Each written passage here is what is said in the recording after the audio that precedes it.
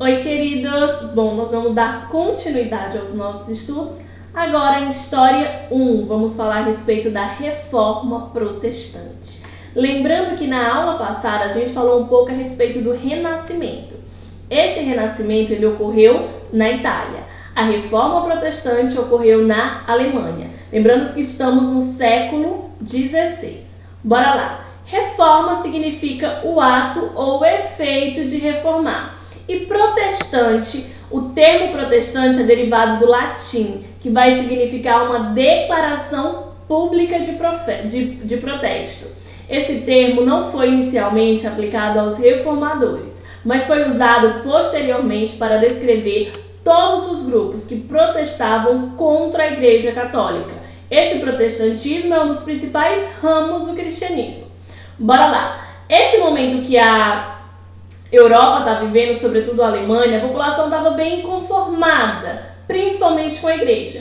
Então havia necessidade, o efeito de se promover uma reforma, porque havia protesto, principalmente devido às leis, devido à maneira que a igreja agia, à arbitrariedade. Lembrando que a gente tem um ramo da sociedade que está em ascensão, que é a burguesia, que a Igreja Católica se colocava contra esses burgueses. Vamos lá para a gente entender.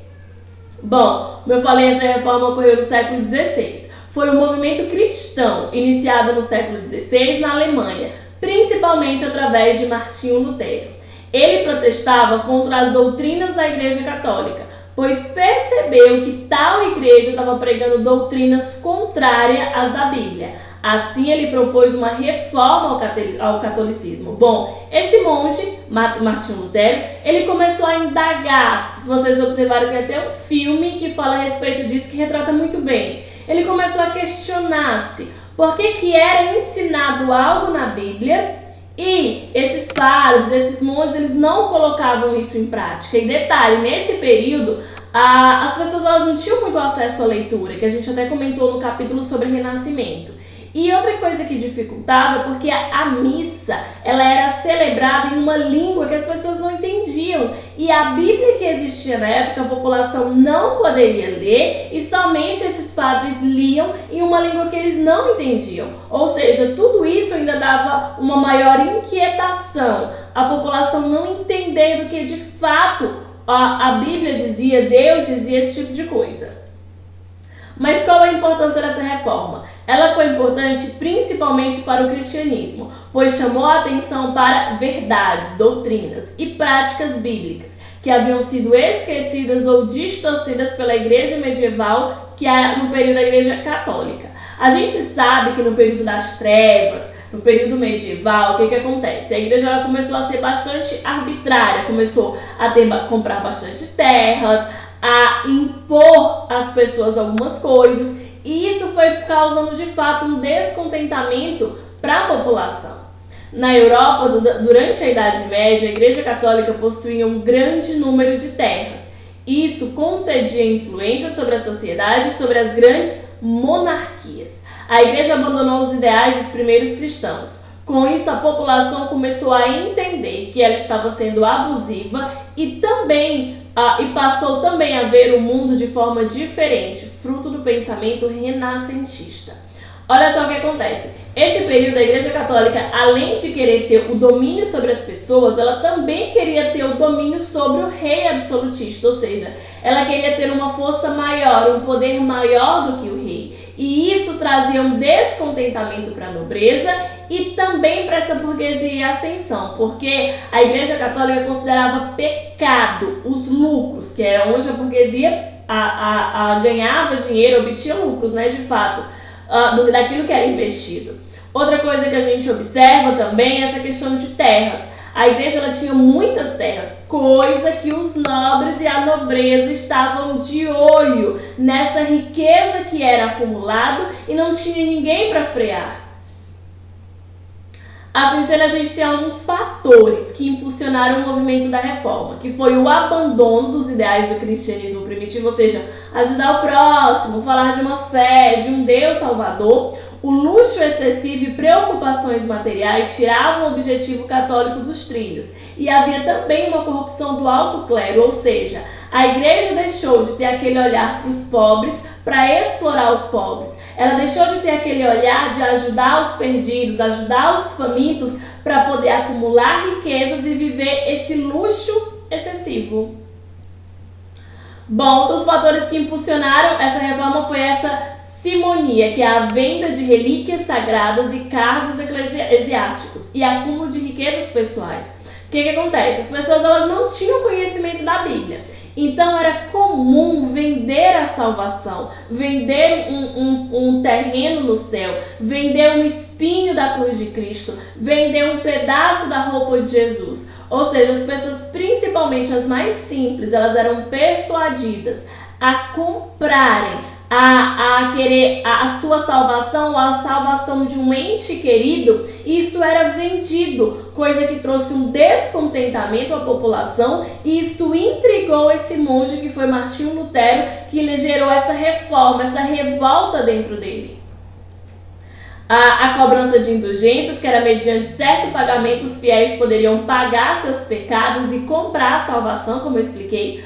Padres envolviam-se em escândalos amorosos e monges ficavam embriagados, ou seja, a igreja deixou de ter aquela espiritualização. Havia uma ignorância religiosa dos padres comuns e havia a prática da usura, empréstimos com juros, mesmo condenando tal prática. Ou seja, algo que a Igreja Católica sempre proibiu, que proibiu os burgueses da questão de cobrar juros, eles começaram a praticar. E isso trouxe o descontentamento não só da população mais simples, mas também da alta nobreza. Os interesses dos burgueses nessa reforma. Bom, os defensores do lucro econômico, eles necessitavam de uma nova ética religiosa, adequada ao espírito capitalista comercial, para combater o acúmulo total de riqueza da Igreja Católica. E outra coisa era a necessidade da burguesia. Ela foi atendida em grande parte pela ética protestante, que surgiu como uma reforma, ou seja, para os burgueses, eles eram a favor dessa reforma, justamente para colocar freios na Igreja Católica.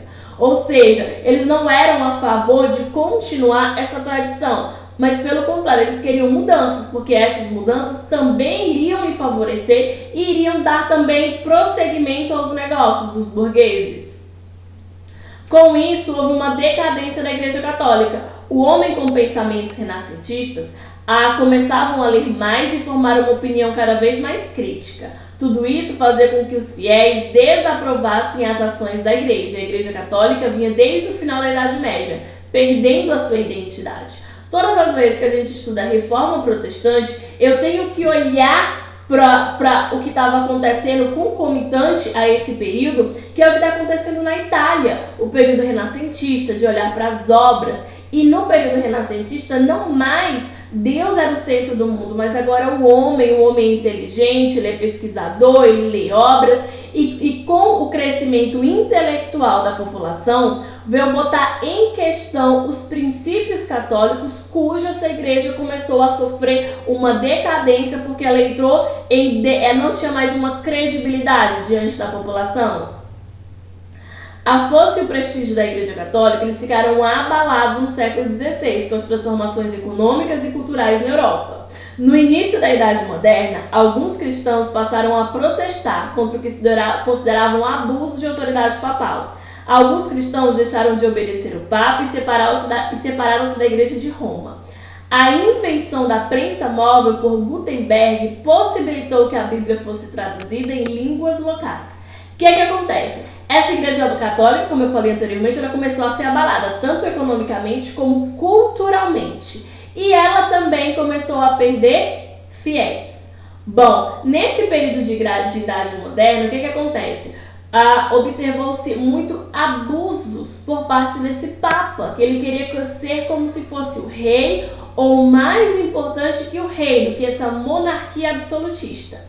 Assim sendo, outra coisa que trouxe mais força ao movimento da Reforma Protestante foi a invenção da imprensa. Ou seja, agora os livros, eles não eram mais demorados, porque eram através da mão, mas tinha uma máquina de prensar que fazia com que esse livro pudesse ter mais edições e pudesse ser vendido, distribuído para a população. E a partir daí, o primeiro livro a ser reproduzido foi a Bíblia, dando um interesse maior a esses fiéis. Bom, quando a gente fala a respeito de luteranismo, né? Ele que iniciou na Alemanha a Reforma Protestante, Martinho Lutero, ele foi o principal líder desse movimento. Tudo começou quando, para propiciar a construção da Basílica de São Pedro em Roma, o Papa Leão X ordenou a venda de indulgências. Em 1517, o monge Martinho Lutero, ele desentendeu-se com o dominicano, que vendia indulgências em nome do Papa. Isso porque Lutero recusava-se a apoiar a absolvição dos pecados mediante pagamento. Bom, como eu falei anteriormente, o período que houve a maior arrecadação de dinheiros por conta da Igreja Católica foi para construir essa grande basílica em Roma. Assim sendo, a população estava sendo, de certa forma, explorada em nome de uma fé. E aí começou a trazer essas inquietações a Martinho Lutero, que, consequentemente, depois ele começar a difundir, a divulgar aquilo que ele pensava, os seus ideais, a Igreja Católica começou a perder economicamente, pois agora não tinha mais venda de indulgências e nem de objetos considerados santos, podemos assim dizer, como pedaços de roupa, espinhos da cruz de Jesus, esse tipo de coisa. Ao ser ameaçado, Lutero reagiu fixando na porta da igreja de Wittenberg, na Alemanha, as 95 teses, que era um documento que condenava as práticas e doutrinas da Igreja Católica.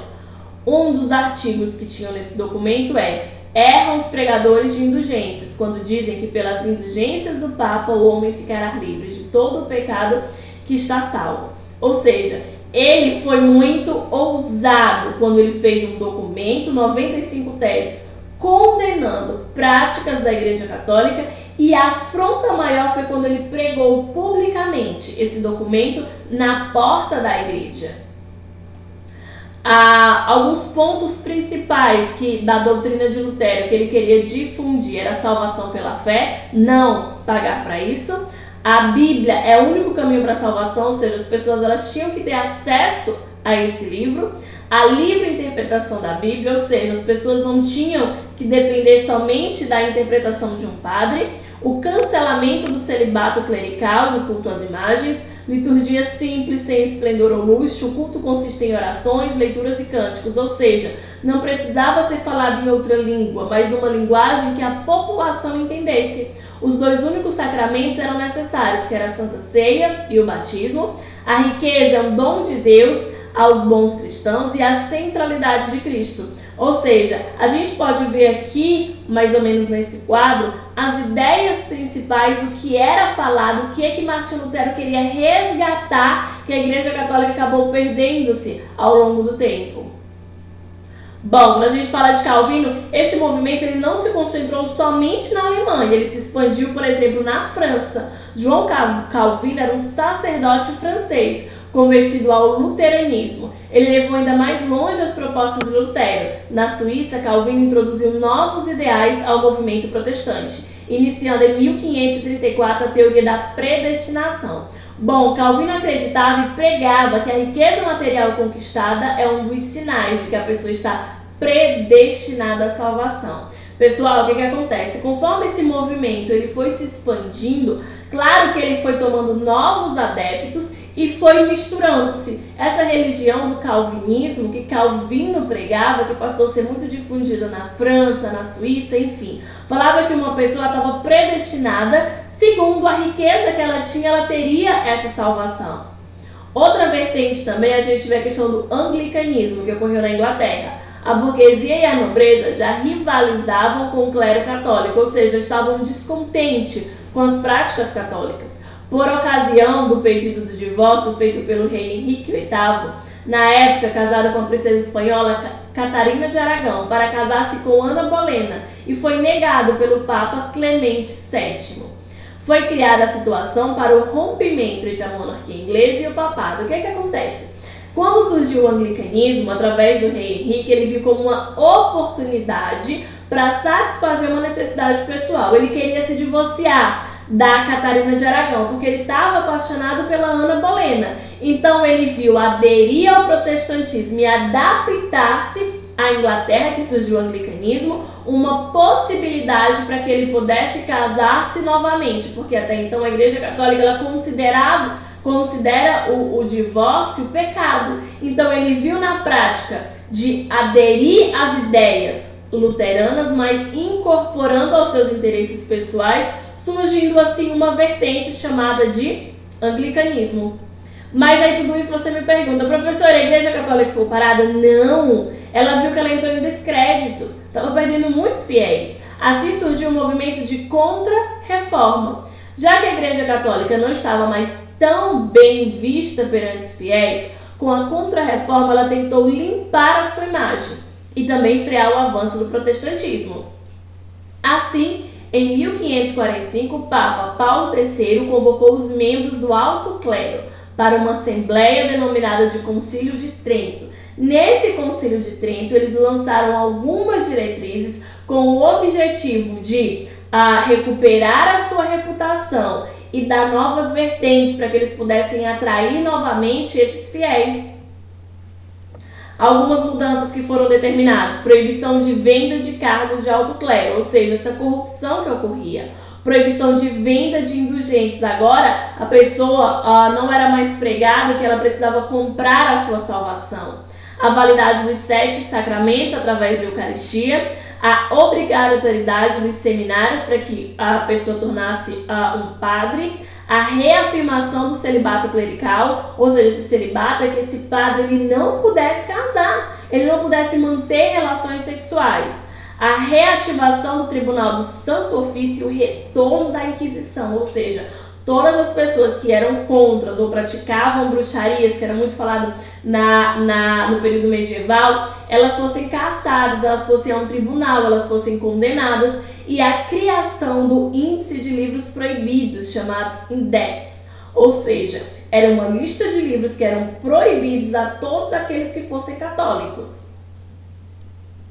Quais foram as consequências dessa contra-reforma? Bom, o livre acesso das escrituras facilitou a alfabetização considerável da massa popular, ou seja, eles permitiram que a população tivesse a Bíblia, isso ajudou até a alfabetizar a população. Nas ciências, a influência ela foi desastrosa. Do lado protestante, a ideia de fé impediu o processo cultural. Do lado católico, a Inquisição suspeitava de tudo e de todos que abalassem os dogmas.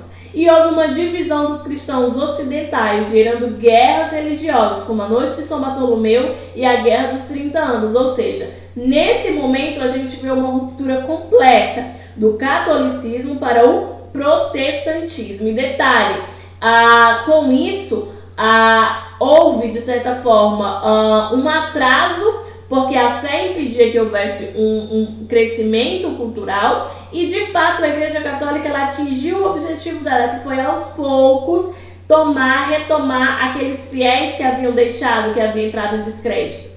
Bom, nosso assunto fica por aqui, nosso conteúdo fica aqui. Qualquer dúvida eu me coloco à disposição de vocês. Lembrando que façam a atividade que tem na plataforma, tá bom?